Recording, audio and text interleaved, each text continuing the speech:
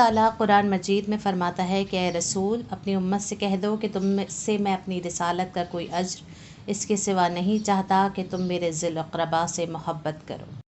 यूँ तो हर बाप को अपनी औलाद से मोहब्बत होती है, मगर रसूल अकरम सल्लल्लाहु अलैहि वसल्लम को जो मोहब्बत अपनी इकलौती बेटी हज़रत फ़ातिमा से थी वो अपनी नज़ीर आप थी।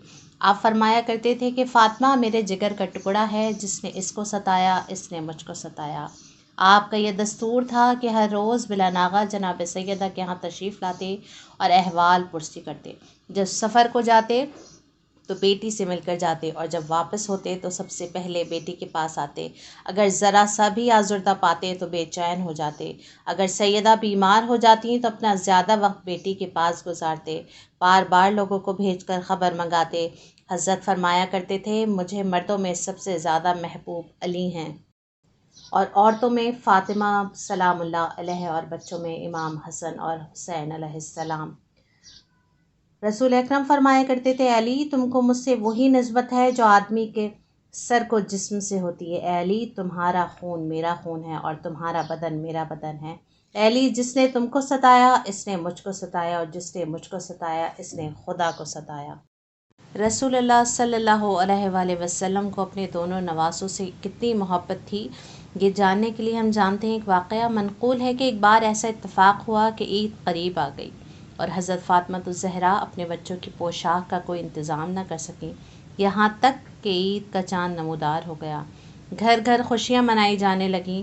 बच्चे नया लिबास पहनने की खुशी में फूले न समाते थे, लेकिन सैयदा आलम उदास थीं कि कल अपने बच्चों को कहाँ से लिबास पहनाऊँगी। जब हम बच्चों को देखकर ये हट करेंगे, ज़िद करेंगे तो क्यों कर बहलाऊँगी।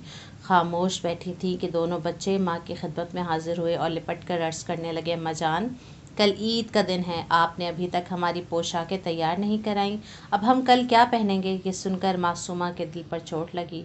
प्यार करके बच्चों को फरमाने लगी, ए फर्जंदो आज़ुर्दा ना हो, खुदा तुम्हारी पोशाक का इंतज़ाम कर देगा। अलगरस बच्चे सो गए, मगर जनाब सैयदा इस ख़याल से परेशान थी कि सुबह होते ही जब कपड़े मांगेंगे तो मैं क्या करूँगी।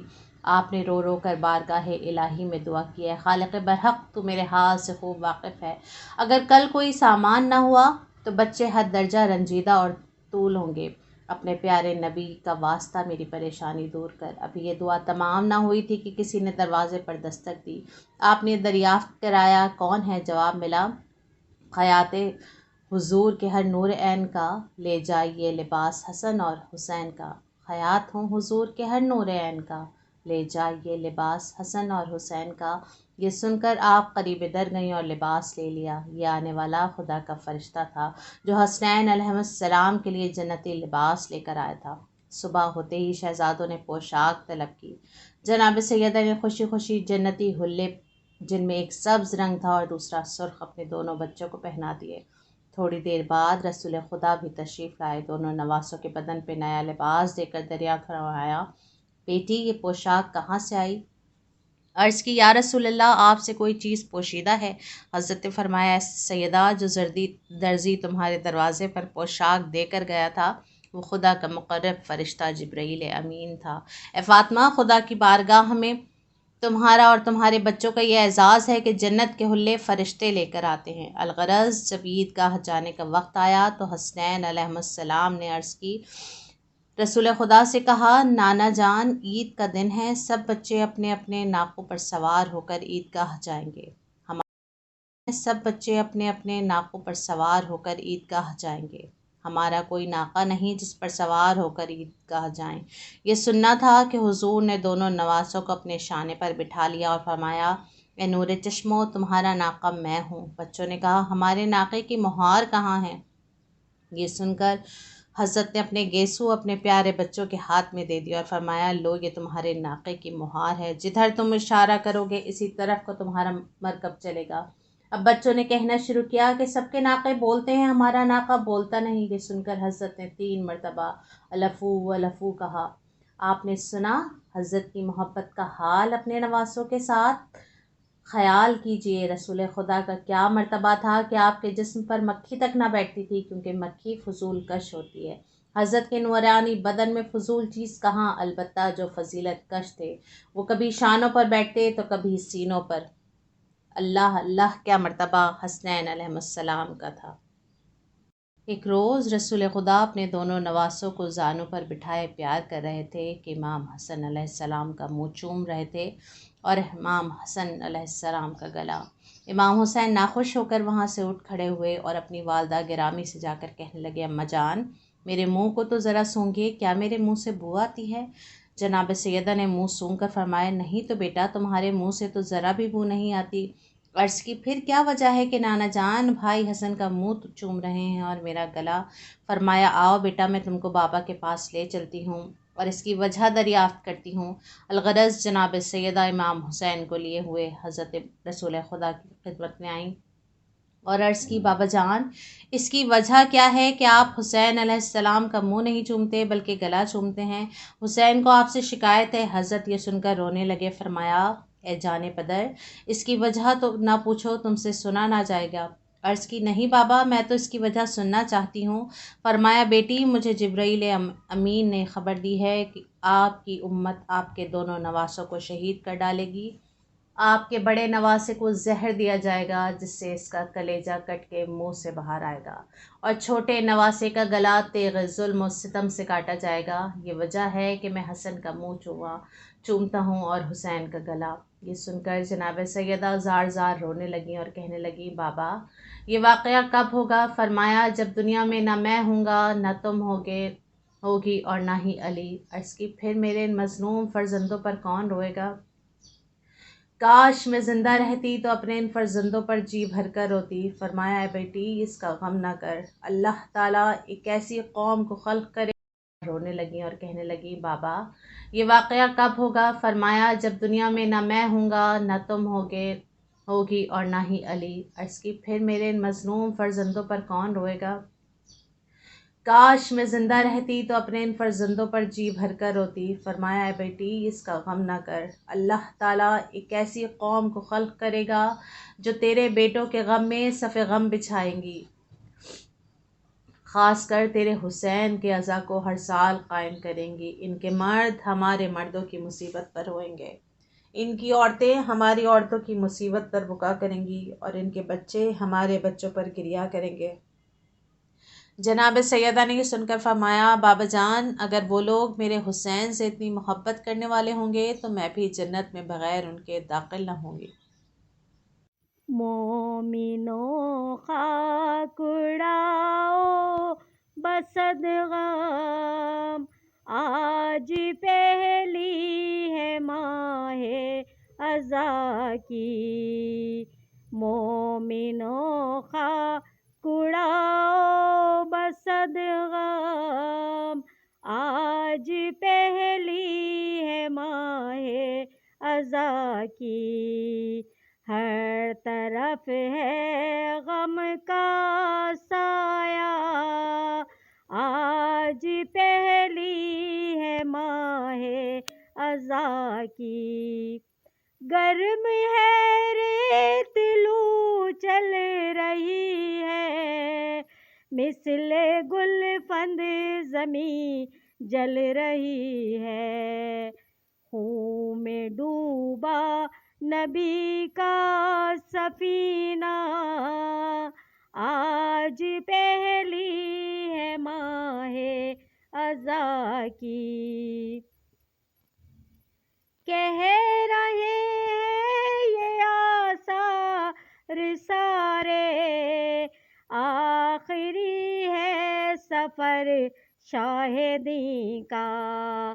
اب نہ آئیں گے سرور پلٹ کے، آج پہلی ہے ماہ عزا کی۔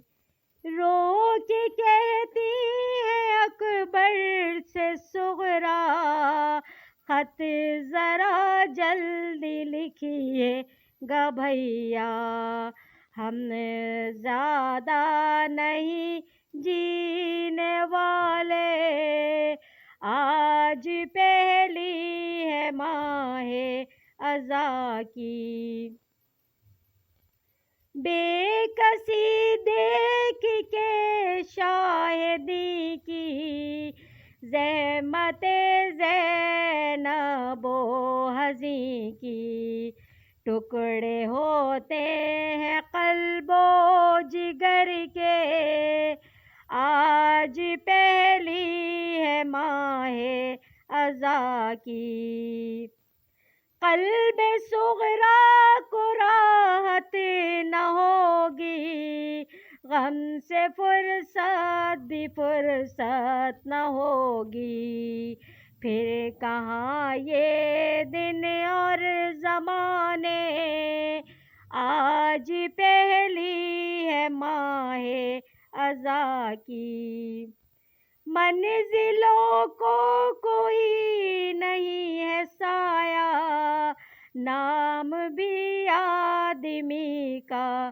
نہیں ہے پہاڑوں کے سنسان راستے، آج پہلی ہے ماہ عزا کی، جانے والی ہے سب کی سواری، کیوں نہ صغرا کرے آہوزاری، ختم ہے زندگی کے سہارے، آج پہلی ہے ماہ عزا کی، در پہ اصحاب سروے حزیں ہے، چین دل کو کسی کے نہیں ہے، آنسو آنکھوں سے بہتے ہیں سب کے، آج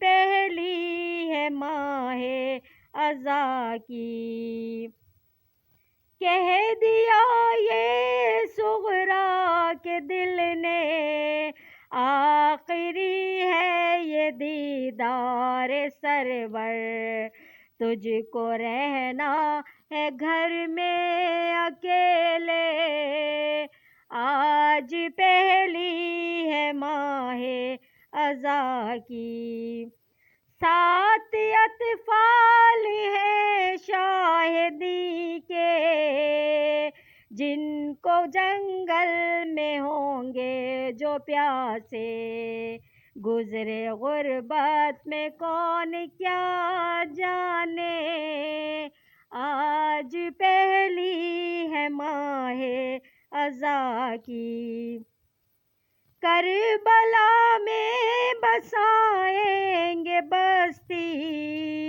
ہر طرح کی اٹھائیں گے سختی، مہماں ہوں گے شہنشاہ کوفیوں کے، آج پہلی ہے ماہ عزا کی،